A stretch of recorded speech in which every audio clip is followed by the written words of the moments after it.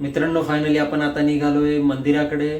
खूप वेळ झालेली आहे आपल्याकडं. आता वाजले 6-6:30 वाजत आलेले.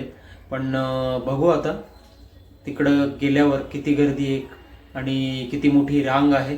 तर आपण निघूया लगेच. तसं तर मी पूर्णच रेडी झालोय. चला मग. मित्रांनो, आता फायनली आपण निघालेलो आहेत. मस्त गाडी पण स्टार्ट झालेली आहे आणि आपण आपल्या मंदिराकडे निघतोय.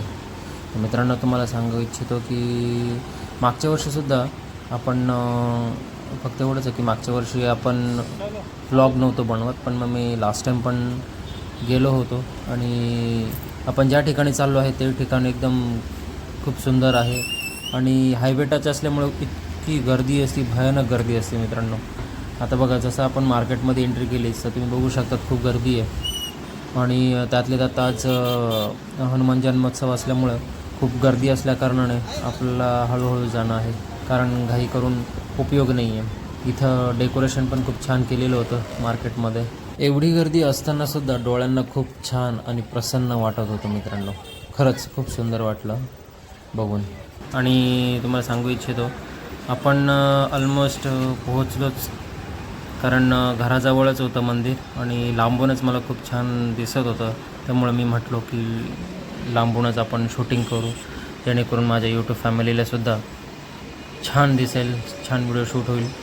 या हिशोबानेच मी प्रयत्न केलेला आहे आणि तुमचा जर मला सपोर्ट असेलच अजून, तर आपण लवकरच भरपूर काय ॲक्सेसरीज असतात व्हिडिओ शूटिंगच्या, त्याही घेऊ लवकरात लवकर, जेणेकरून तुम्हालाही आपले ब्लॉग बघायला मजा येईल. फायनली मित्रांनो, आपण पोहोचलो आहे. बघा किती छान आणि सुंदर डेकोरेशन केलेलं आहे, खूप सुंदर. वाव.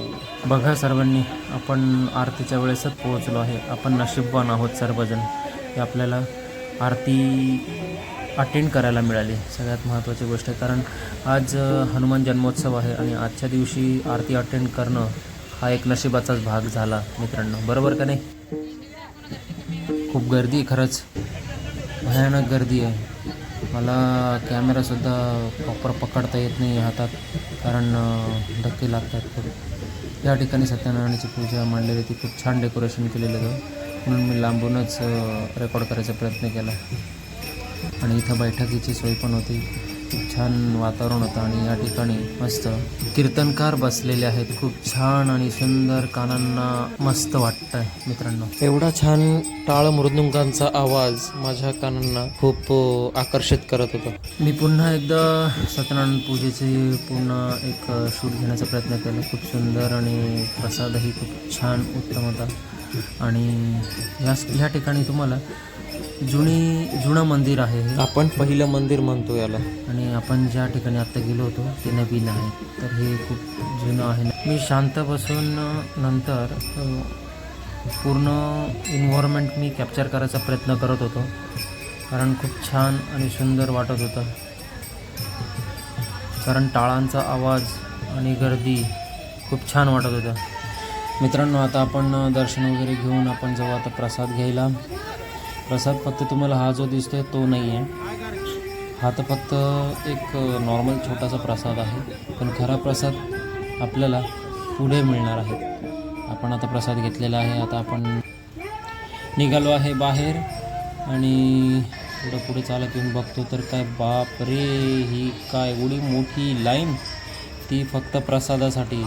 प्रसाद नव्हे मित्रांनो, इथं पूर्ण म्हणजे प्रसादच असतो, पण पूर्ण जेवणच असतं इथं, त्यामुळे एवढी गर्दी आहे. तुम्ही बघू शकतात, खूप गर्दी आहे. बापरे, इथं कमीत कमी 2 तास लागतील नंबर लागत. भोजनाचा आस्वाद नाही घेतला आपण, कारण गर्दी खूप आहे, तुम्ही पण बघितलीच. तर आपण आता गाडी काढून निघू. तर चला मावशी, काका, आम्हाला जायला जागा द्या, बाजूला व्हा, बाजूला व्हा, बाजूला व्हा.